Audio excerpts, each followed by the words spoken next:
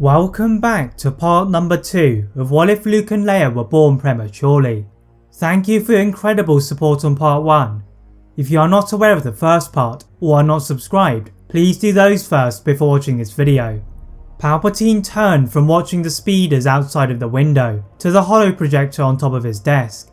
Summoning the bounty hunter Cad Bane from the Republic prison cell, Palpatine tasked the Duros Jedi killer with keeping a close watch on Anakin Skywalker, and it was the perfect role for him.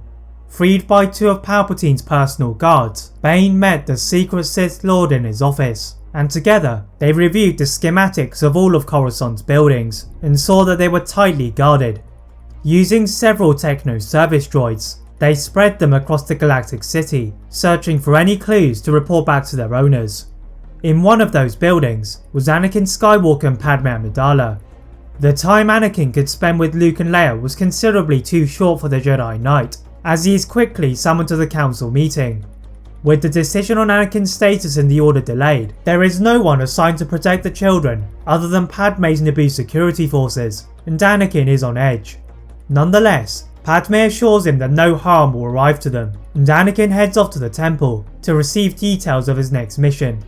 Anakin's master Obi Wan Kenobi had been fending off the separatist forces on the Outer Rim territory of Yavana, but Anakin needed to help and set off with his 501st Legion. On the way, he had a bad feeling about leaving Coruscant, but dispelled these thoughts to proceed to save his master again. As Anakin tackled the droid army in front of him, he suddenly felt a great wave of pain in his head and collapsed to the floor. Captain Rex rushed over whilst he was covered by several clone troopers and carried his commander to their base. Anakin awoke on the way to the medical bay and scrambled to the closest holoprojector, shouting to reach Padme, but instead on the other end was his friend Palpatine. Anakin was relieved to see him, and the Supreme Chancellor reports of an infiltration of the Senate Department complex, blaming Dooku and a separatist bounty hunter. Anakin's thoughts immediately turned to Padme and his children, as this aligned with the vision he had just had, and ordered Rex to go and help his master, whilst he took his starfighter and headed for Coruscant. The Jedi Knight battered away the incoming transmissions from the Jedi Council, and flew to Padme's veranda, where a team of investigators was on the scene. Anakin's worst fears had been confirmed, as Padme, Luke and Leia were missing, but before he could leap into action to pursue the assailant, Mace Windu entered yet again, and ordered Anakin to go back to help Obi-Wan, before he was captured or killed. Anakin stomped out aggressively, but rather than follow the instructions of the Master of the Order, he headed off to Palpatine's office instead.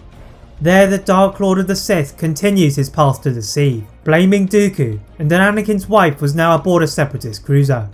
Anakin thanked the Supreme Chancellor for the vital piece of information, and left for the skies.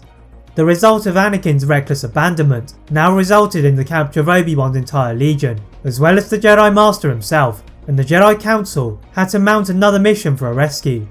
They decided to dispatch Grand Master Yoda himself, alongside a group of ARC troopers who had remained at the military base on Coruscant, and searched for the last signal from Yavana's surface. Back aboard Anakin's ship, the Jedi Knight was fueled by his hate for Dooku, and desired to rescue Padme and their children, and found that the coordinates given to him by Palpatine had been correct, as he was under the heavy fire of separatist tri-fighters. Despite the onslaught, a sleek looking ship that Anakin knew to be Dooku's slipped away but did not escape the attention of Anakin. As he swooped down to chase Dooku, he realised that they were descending to his old planet of Tatooine. Anakin knew that Dooku wanted to make him relive the suffering he had endured, but he would not let anything distract him. As he touched down on an opposing dune to Dooku, the Sith apprentice moved in his usual calm manner towards Anakin, and the Jedi rushed towards the ship Dooku had arrived in.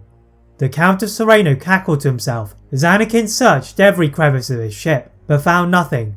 Turning to Dooku, he was soon stunned by a Magna Guard hidden behind the ship, and the trap set up by the Sith had worked to perfection. As he woke up, he found himself in oddly familiar surroundings, and he quickly discovered why, as he is met face to face by the weak-weight pirate Hondo, who Dooku had paid a reasonable price to keep Anakin hostage.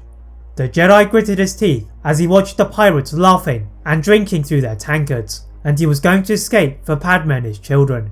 That is it for part 2 of What If Luke and Leia Were Born Prematurely. If you'd like to see a part 3 soon, please like this video, turn on your notification bell, click that subscribe button on this channel for more tips, as well as on my other channel What If Films.